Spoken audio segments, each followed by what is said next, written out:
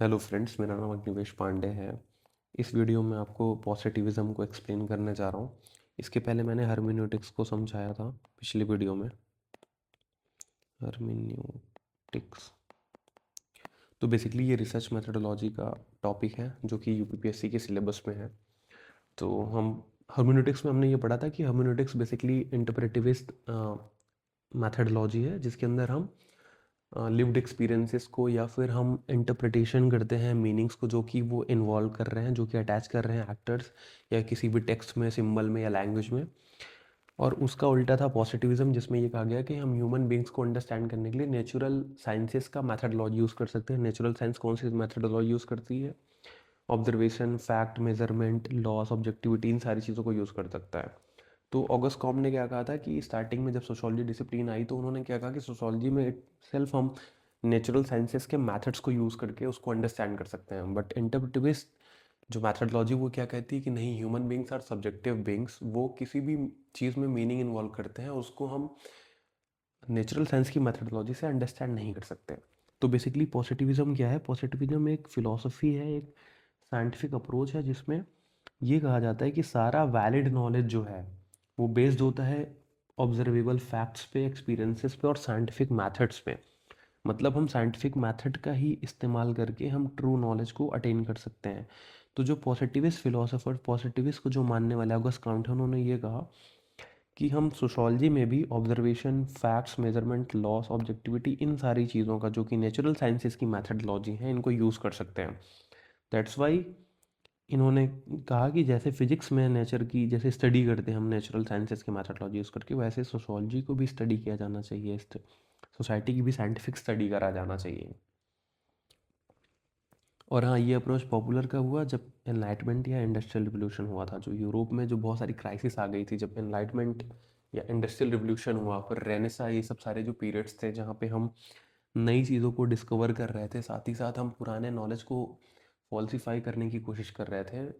सारी जो चर्च की अथॉरिटी थी उसको हम क्वेश्चन कर रहे थे। तो बेसिकली उन्हीं सारे डेवलपमेंट्स के बाद ये डिसिप्लिन आई, तो मतलब सोशोलॉजी आया। तो उन्होंने उस टाइम पे बहुत सारे इन्वेंशंस हो रहे थे, बहुत सारी डिस्कवरीज हो रही थी, जो कि बहुत ही ज़्यादा, मतलब एक बहुत ही ज़्यादा उनका एक ऑरा हो गया था, बहुत ही ज़्यादा प्रेस्टीज थी उन सारे डिसिप्लिन्स की। दैट्स वाई ऑगस्ट कॉम्ट ने भी चाहा कि हम नेचुरल साइंसेस की मैथडोलॉजी यूज़ करें सोशोलॉजी में भी। तो फीचर्स क्या हैं पॉजिटिविज्म के? यूनिटी ऑफ मेथड, मतलब same method for natural and social sciences, मतलब जो नेचुरल साइंसेस में मेथड यूज़ किया जाता है उसको हम सोशल साइंसेस में भी यूज़ कर सकते हैं।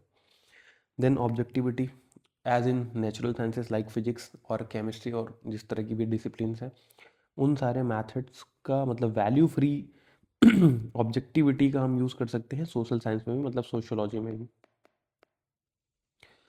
Facts versus value, separate facts from the personal belief. हमारी बिलीफ क्या है, इर्रेस्पेक्टिव, हम उसको फैक्ट के तरीके से यूज़ करें, मतलब हमारी बिलीफ्स बीच में नहीं आएगी। हमारे जो पर्सनल जजमेंट, वैल्यू जजमेंट्स हैं। साइंटिफिक लॉस, मतलब society has law like nature. जैसे नेचर के लॉज होते हैं, जैसे ग्रेविटी के नियम, वैसे समाज के भी नियम है, वैसे इंडिविजुअल भी एक particular set of act rules में के थ्रू गवर्न होते हैं, उसी के अंडर ही एक्ट करते हैं। जनरलाइजेशन क्या होता है? Human behaviour can be explain generally. जैसे मैं एक्ट कर रहा हूँ वैसे किसी और देश का नागरिक भी एक्ट करेगा। तो बेसिकली ये कहना चाह रहे हैं कि ह्यूमन बिहेवियर भी जनरलाइज किया जा सकता है, मतलब पैटर्न्स को निकाले जा सकते हैं, वो उसी वे में एक्ट करेंगे all the time. Social engineering, knowledge use to improve society. जैसे नेचुरल साइंस में क्या होता है, नेचुरल साइंस में कोई लॉ होता है सो दैट वो कुछ नया थेरी इन्वेंट कर सके, कुछ नया कर सके, वैसे ही सोशोलॉजी में भी हम सोशल इंजीनियरिंग कर सकते हैं।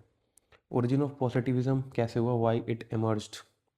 तो मैंने बताया triumph of natural sciences, Galileo, Newton, Bacon proved science its powerful, is powerful. Sociology wanted the same prestige of science. Other sciences की बहुत ही इज्जत थी, बहुत ही प्रेस्टीज था। न्यूटन आया, गैलीलियो आया, ये सारे इन्वेंशंस कर रहे थे, डिस्कवरीज कर रहे थे। तो उस टाइम पे साइंस का बड़ा नाम था, तो इन्होंने भी सोचा कि ठीक है, सोशोलॉजी जो आएगी, जिसको स्टडी ऑफ सोसाइटी बोलते हैं, उसको भी साइंस के मेथड्स का यूज़ करके हम अंडरस्टैंड करने की कोशिश करेंगे, सो दैट सोशोलॉजी की भी काफ़ी इज्जत रहे। इनलाइटनमेंट थिंकिंग, इसमें इनलाइटनमेंट थिंकिंग क्या हुआ था? Reason, objectivity, progress, secular knowledge.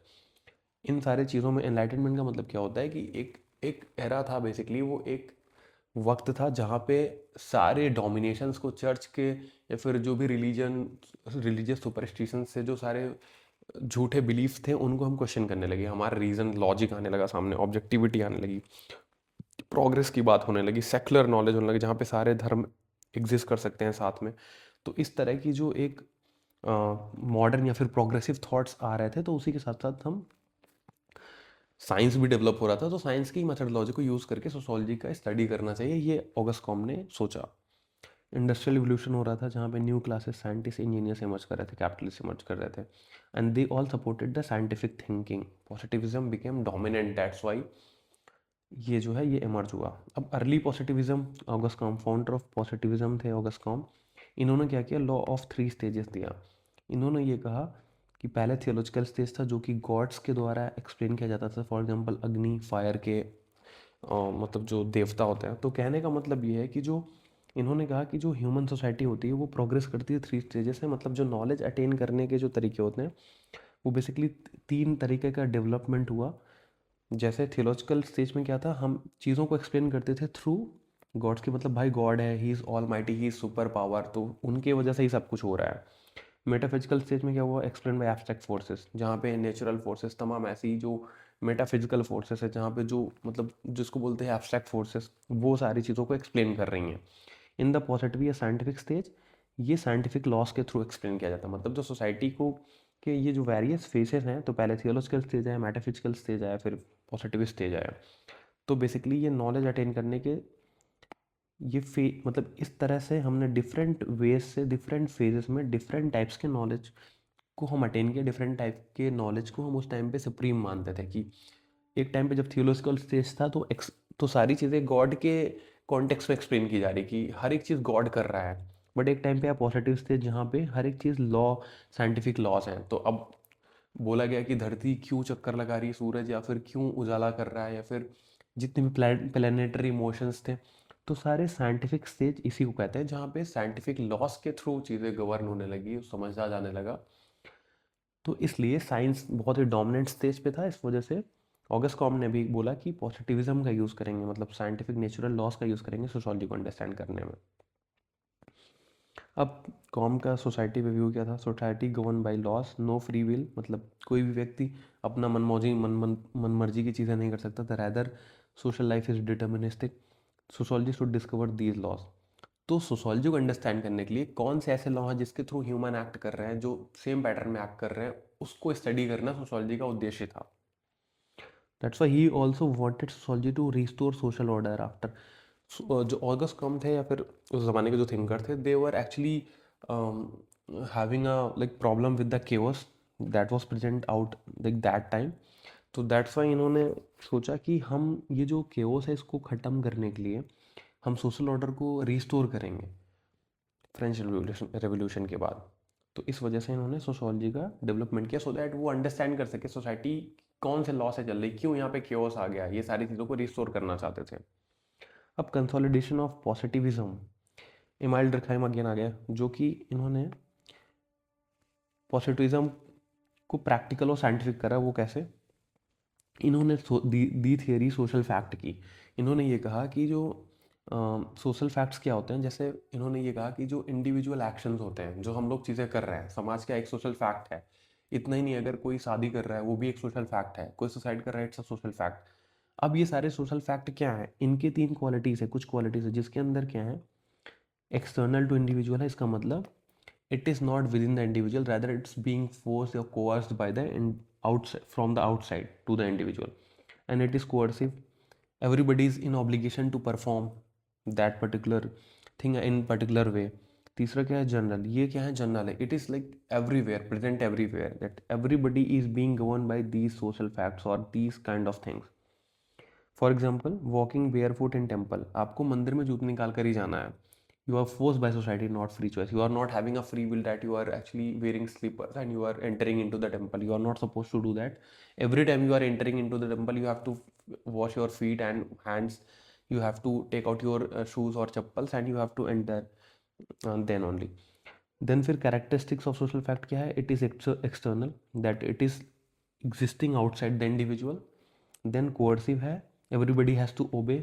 Third is objective, it must be studied as things. For example, if I am doing suicide, so it should be studied as a thing that why am doing suicide.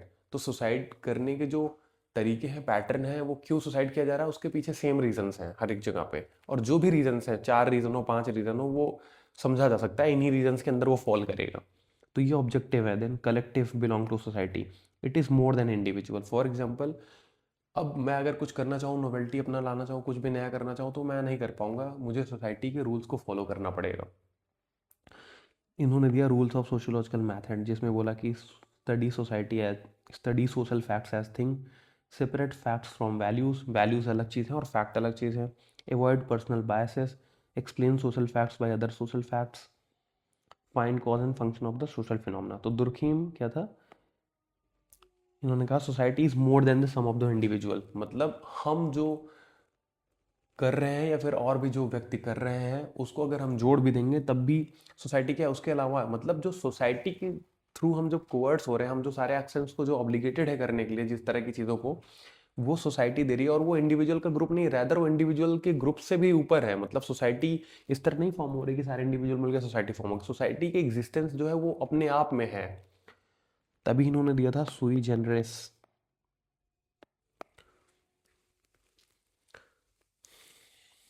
Critic of positivism. अब ये तो हो गई positivism की बातें, इसके बारे में क्रिटिक्स क्या थे।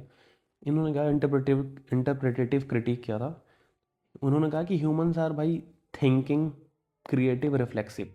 यू आर सेइंग दैट कि human beings can be studied in a way, natural sciences study किए जाते हैं या फिर नेचुरल ऑब्जेक्ट्स किए जाते हैं, बट ये जो कह रहे हैं इंटरप्रेटिविस्ट लोग, जो कह रहे हैं वो ये कह रहे हैं कि human beings are having thinking, creative and reflecting, that they are not supposed to act in a particular manner all the time, that they are having their creativity, their own agency, they will be deviating from the what is normal, वो अलग कुछ भी कर सकते हैं।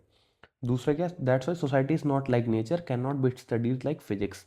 इसलिए interpretive understanding होना चाहिए, मैथडोलॉजी होना चाहिए। फ्रैंकफर्ट स्कूल ने क्या कहा, positivism becomes instrument of power, support status quo, turn science into domination. Frankfurt school ने ये कहा कि जो पॉजिटिविज्म है ना, वो क्या करता है, वो स्टेटस को लाता है, वो ऑलरेडी एग्जिस्टिंग प्रॉब्लम्स को, इविल्स को वो रिटेन करेगा, वो उसको बदलेगा नहीं। और ये क्या करेगा, instrument of like it will be used by the power holders, those who are in authority, they will be like using this. इस वजह से इन्होंने क्या कहा, साइंस क्या है, science is the tool to do domination and control. तो ये फ्रैंकफर्ट स्कूल का क्रिटिक था। देन पोस्ट मॉडर्न क्रिटिक क्या था, पोस्ट मॉडर्न ने क्या कहा कि भाई यूनिवर्सल लॉज ऐसी कोई चीज़ होती नहीं है, क्योंकि हर एक व्यक्ति, हर एक चीज़ कॉन्टेक्चुअलाइज्ड है, ऑब्जेक्टिविटी नहीं होती है। क्यों, क्योंकि हर एक व्यक्ति सब्जेक्टिव फीलिंग रख रहा है, हम ऑब्जेक्टिव क्राइटेरियाज को नहीं फॉलो कर सकते हैं। साइंटिफिक सर्टेनिटी, ज़रूरी नहीं कि जो साइंस में प्रूवन हो, क्या पता वो फिर से फॉल्सिफाई किया जा सके, just wait for new theory to come. Everything is narrative and interpretation. मेरे लिए सच क्या है, मेरे लिए महिला पुरुष क्या है, ये मेरा थॉट है, ये कोई एग्जैक्ट मतलब एब्सोल्यूट ट्रुथ नहीं है कि भाई जो मेरी महिलाओं के लिए जो मेरी परिभाषा है वो सच हो। तो सारी चीज़ें बहुत ही फ्लूड है, ये पोस्ट मॉडर्न ने बोला था। तो पोस्ट मॉडर्न क्रिटिक यही कहता है पॉजिटिविज्म का। अब reflexive sociology, Alvin Gouldner. Then ये हर्मेनेटिक्स के हैं।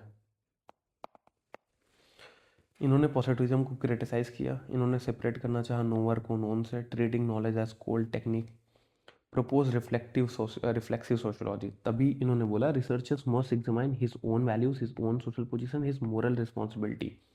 For example, if you are studying the slum persons, researcher must reflect on his own privilege, that अब कोई स्लम के बच्चों की स्टडी करने जा रहा है और वो महलों में रहता है, तो उसकी पर्सपेक्टिव, वो अपनी जो लाइफ स्टाइल है उसको किनारे छोड़ करके उनकी पर्सपेक्टिव से समझना पड़ेगा, तो उसको रिफ्लेक्सिव बनना पड़ेगा। गिडेंस ने क्या कहा, again agency and structuration theory. Giddens ने एजेंसी एंड स्ट्रक्चर, बहुत ही फेमस कॉन्सेप्ट है। इन्होंने ये कहा था कि ठीक है, structure is there but humans have agencies too. तो स्ट्रक्चर क्या करता है, कंस्ट्रेन करता है और एंड इनेबल्स एक्शन। तो people create society and saved by society. तो it is a continuous process that okay, I know that I am a boy, तो I have to act in a certain way so that I may be fitting in the definition of being boy. But yes, now days क्या होता है कि boys भी colourful कपड़े पहन रहे हैं, they are also wearing pink. तो पहले पिंक क्या था for girls and blue for boys, but right now mens are also wearing pink. तो कहने का मतलब ये होता है, I know that okay pink colour was earlier for womens only but right now it's being सब कोई भी पहन रहा है इसको। तो कहने का मतलब ये है कि हम सोसाइटी हमको शेप भी कर रही है और हम उससे शेप भी हो रहे हैं। तो बेसिकली एजेंसी और स्ट्रक्चर का डिबेट यही है, बहुत सारे स्टूडेंट्स को क्लियर नहीं होता एजेंसी क्या है। एजेंसी मतलब ह्यूमन की जो एजेंसी, मतलब वो कैसे नया चीज़ें कर सकता है, कैसे वो अपनी क्या कहते हैं उसको, मतलब कैसे अपना वो इनोवेशन लगा सकता है, कैसे किसी चीज़ से डेविएट करके अपनी खुद की चीज़ें लगा सकता है। और स्ट्रक्चर मतलब कि already existing structure that the rules of the society, loss of the society. But agency मतलब कि इंडिविजुअल विल जो है। तो गिडेंस ने यही कहा था कि individuals are being shaped and वो शेप भी कर रहे हैं और शेप हो भी रहे हैं सोसाइटी को। तो इट्स अ कॉन्टिन्यूस प्रोसेस, स्ट्रक्चरेशन है ये। तो फाइनल कंक्लूजन क्या है, पॉजिटिविज्म क्या है, साइंटिफिक है और सोशोलॉजी इंटरप्रेटिव, जो लेटर सोशोलॉजिस्ट जो आए थे इंटरप्रेटिविस्ट ट्रेडिशन वगैरह।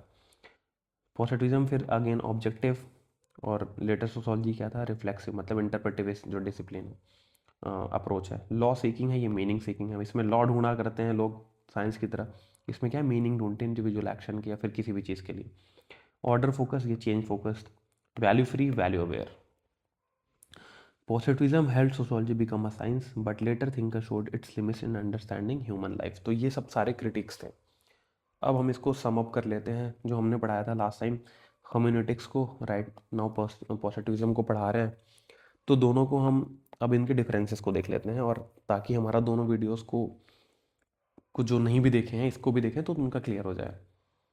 तो पॉजिटिविज्म बेसिकली क्या है, मीनिंग क्या है, positive it's a study of society using methods of natural sciences. मतलब पॉजिटिविज्म एक ये तरीका है जो नेचुरल साइंसेस के मेथड जैसे ऑब्जर्वेशन और एक्सपेरिमेंटेशन, ये सारी चीज़ को यूज़ कर सकते हैं ना, करते हैं ना नेचुरल साइंस में, उसका यूज़ अगर हम करें सोशल साइंस में या सोशोलॉजी में तो उसको पॉजिटिविज्म बोलते हैं। हर्मेनेटिक्स क्या है, it's a study of society through interpretation of meaning.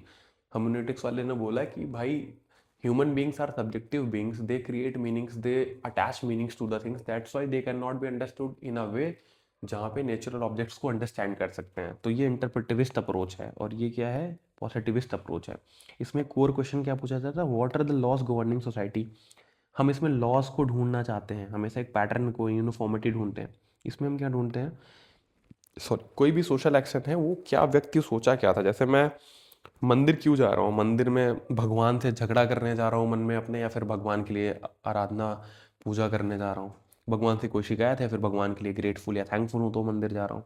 तो यहाँ पे सोशल एक्शन ढूंढते हैं, सोशल एक्शन के पीछे मीनिंग ढूंढते हैं। नेचर ऑफ रियलिटी क्या है, यहाँ पे बोलते हैं ऑब्जेक्टिव रियलिटी है, it's external to the individual, it is not created by the individual, rather it's external, you have to be like you have to like obey the rules of the society, measurable है ये। But यहाँ पे subjective है और socially constructed है meaning. Then type of knowledge क्या है, scientific factual law like, but यहाँ पे क्या है, इंटरप्रेटिव नॉलेज है, मीनिंगफुल कॉन्टेक्चुअल है। फॉर एग्जाम्पल आज के ज़माने में महिलाओं की दशा क्या है, पहले की महिलाओं की दशा क्या थी, तो सारे ज़माने में अलग अलग दशाएं हैं। बट यहाँ पे क्या थी, अगर ग्रेविटी की बात करें तो ग्रेविटी भाई 1600 शताब्दी में भी सेम थी, आज भी सेम है। तो ये सारा क्या है, साइंटिफिक फैक्चुअल लॉ लाइक है। गोल ऑफ रिसर्च का यहाँ पे एक्सप्लेन करते हैं और प्रडिक्शन करते हैं। For example if we know the law of the gravity, तो हम बता सकते हैं सूरज पे क्या ग्रेविटी है, चंद्रमा पे क्या, उसके हिसाब से हम सैटेलाइट्स को लॉन्च या फिर कर सकते हैं, फिर वापस ले सकते हैं। बट यहाँ पे अंडरस्टैंडिंग होती है वर्स्टियन, मतलब हम प्रिडिक्शन करने के बजाय अंडरस्टैंड करते हैं कि ठीक है, जैसे वर्स्टियन करते हैं, मैक्स वेबर का ये कॉन्सेप्ट है।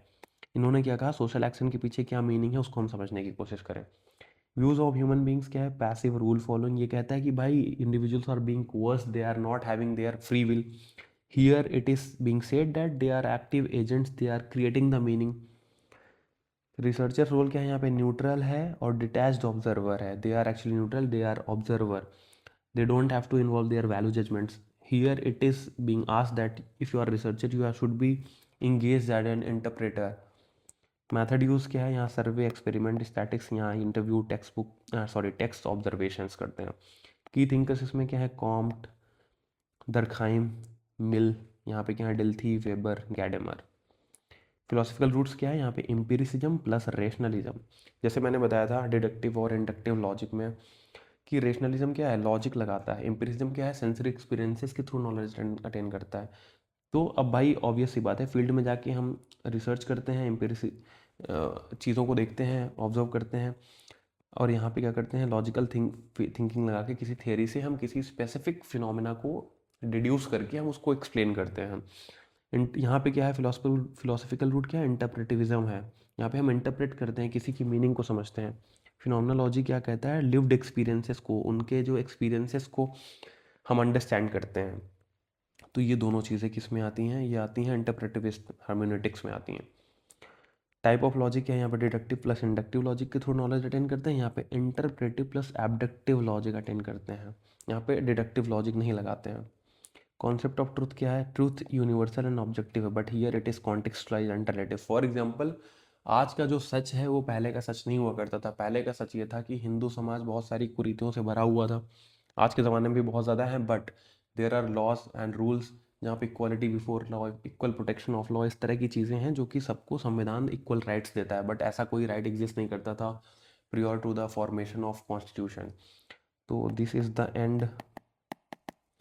ये हमारा टॉपिक क्लियर हो गया, दोनों हर्मेनेटिक्स और पॉजिटिविज्म। तो थैंक यू फॉर वॉचिंग। अगर आपको अच्छा लगता है तो प्लीज़ इसको लाइक करें और सब्सक्राइब करें। और हमारा जो ऐप है ऑब्जेक्टिव सोशियोलॉजी, जिसमें हम सोशियोलॉजी के एमसीक्यूज़ बेस्ड टेस्ट सीरीज़ देते हैं, बहुत ही ऑथेंटिक, जो कि बहुत ही अच्छे सोर्सेज से बनाते हैं। हम सुबह शाम उसको लगातार मेहनत करके एक एक छोटे छोटे मॉक्स को बनाते हैं। तो अगर आपको सोशियोलॉजी में अच्छा करना है और आपको ऑथेंटिक टेस्ट सीरीज़ लगानी है तो बहुत ही कम रेट्स में ऑब्जेक्टिव सोशियोलॉजी ऐप जाके, जो कि प्ले स्टोर पर है, वहाँ पे जाके आप हमारे टेस्ट सीरीज़ को अटेम्प्ट कर सकते हैं आफ्टर सब्सक्रिप्शन। और हमने वहाँ पर 12 से 15 फ्री टेस्ट दे रखे हैं। अगर आप इनको जो है फ्री में लगा के देखेंगे तो आपको पता चलेगा कि हम क्या क्वालिटी प्रोवाइड करते हैं और कितने कम रेट्स में प्रोवाइड करते हैं। तो ये फ्री टेस्ट लगा के आप क्वालिटी को अंडरस्टैंड कर सकते हैं। और अगर आपको इंटरेस्ट है उस टेस्ट सीरीज़ को ज्वाइन करने में, तो आप सोशोलॉजी के किसी भी एग्जाम के टेस्ट सीरीज ज्वाइन कर सकते हैं।